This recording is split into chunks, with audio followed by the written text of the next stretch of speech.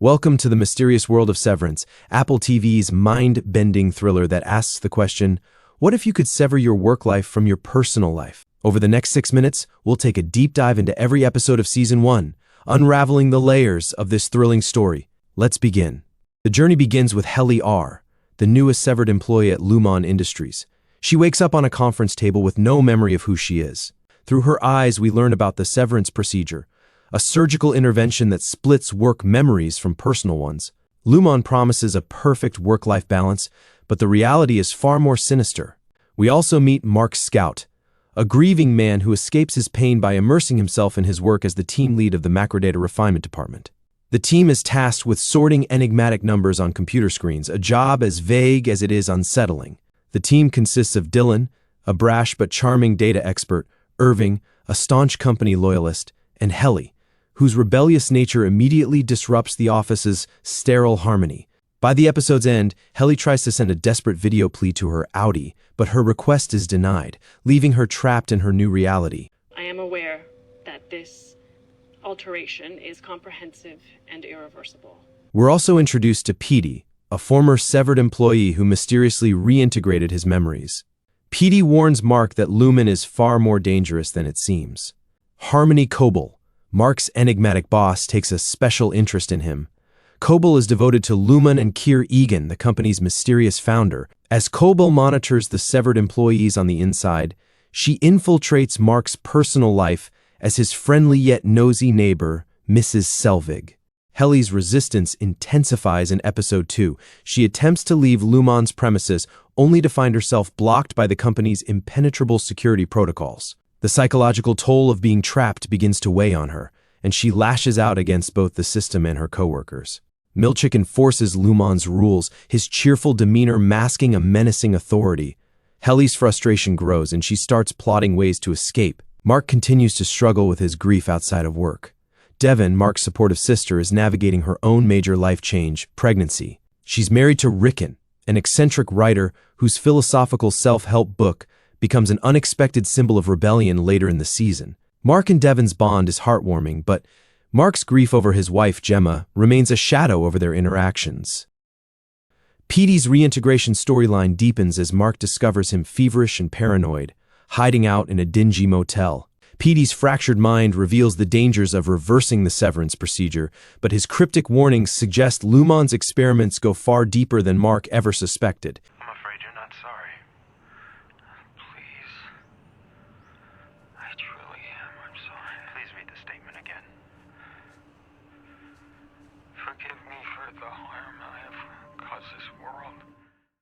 The show takes a darkly comedic turn in Episode 3 as the team visits the Perpetuity Wing, an eerie museum dedicated to Lumon's history. Wax figures of the Egan family founders and propaganda-like exhibits highlight the cultish nature of the company. It's here that we begin to question whether Lumon's practices are part of a larger, more sinister agenda. Irving's obsession with rules and protocols is juxtaposed against Helly's defiance. As she continues to rebel, Irving becomes a symbol of submission, a man clinging to order in an environment designed to strip away individuality. This dynamic sets the stage for future conflicts within the team. Mark finds a map in Petey's belongings that appears to reveal hidden areas of Lumon's labyrinthine office. This discovery raises the stakes, hinting that there are entire sections of the company shrouded in secrecy. In Episode 4, cracks begin to form in the pristine facade of Lumon. Petey's story reaches a tragic conclusion as his reintegration causes a fatal breakdown. His death is a sobering reminder of the risks Lumon's employees face. Frustrated and desperate for freedom, Helly makes a shocking decision. She attempts suicide in Lumon's elevator. Her hope? That her outie will see the severity of her distress and end her severance contract. Instead, her outie coldly denies her pleas for release, sending her back to work the next day. Helly watches a video from her outie who states bluntly, I am a person. You are not. This moment solidifies the complete power imbalance between innies and outies, as well as Lumon's cruel indifference to the humanity of its employees. Irving starts experiencing disturbing visions of black paint seeping into his consciousness, a surreal and unsettling metaphor for his crumbling sense of reality. His fixation on the forbidden audiovisual department hints at a deeper conspiracy within Lumon's walls. Irving, ever the curious employee, visits optics and design and meets Bert G., its charming head. Bert is warm, intellectual, and immediately strikes up a rapport with Irving. Their budding romance provides a rare moment of tenderness and connection in Lumon's otherwise cold and sterile world. Back at Lumon, Grainer, the head of security, works closely with Coble to ensure no employees break protocol. Grainer's imposing presence reinforces the oppressive control Lumon wields over its workers. A spark of rebellion ignites in Episode 5 thanks to Rickon's self-help book. Accidentally smuggled into the office, its humorous yet profound passages resonate with the team, inspiring them to question Lumon's authority. Dylan, in particular, becomes the book's unofficial preacher, reading its motivational prose to his co-workers in secret. This episode also delves into the camaraderie among the team. As they bond over their shared curiosity, the group dynamic shifts, laying the groundwork for their collective rebellion. Episode 6 is a turning point. Lumon's control over its employees extends far beyond what he imagined.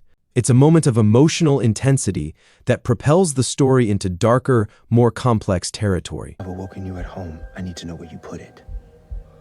Where I put what? The ideographic card you took from OND.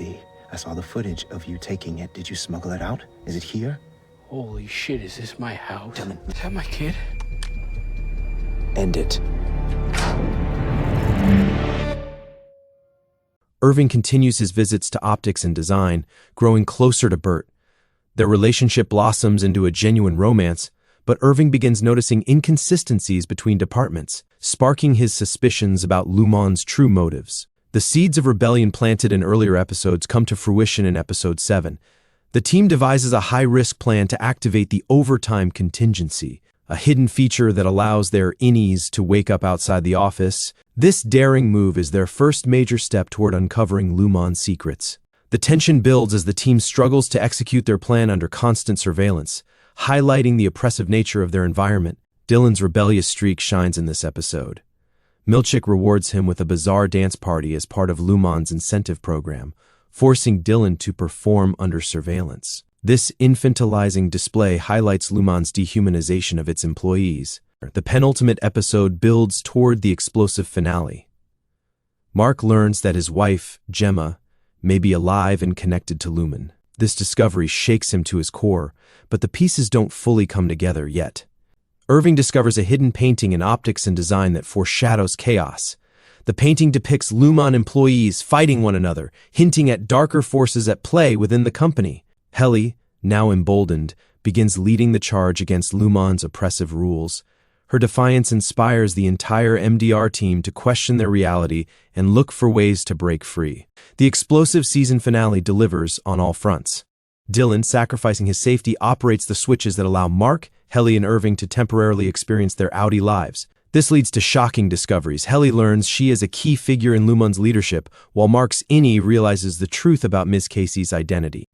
The episode ends on a nail-biting cliffhanger as Mark's desperate shout of "She's alive" echoes through the room just before the screen cuts to black. Season 1 of Severance leaves us with more questions than answers. Who are the real villains behind Lumon Industries? How deep do the connections between the innies and outies run? And most importantly, will Mark and his team succeed in exposing the truth? One thing is certain, Season 2 can't come soon enough.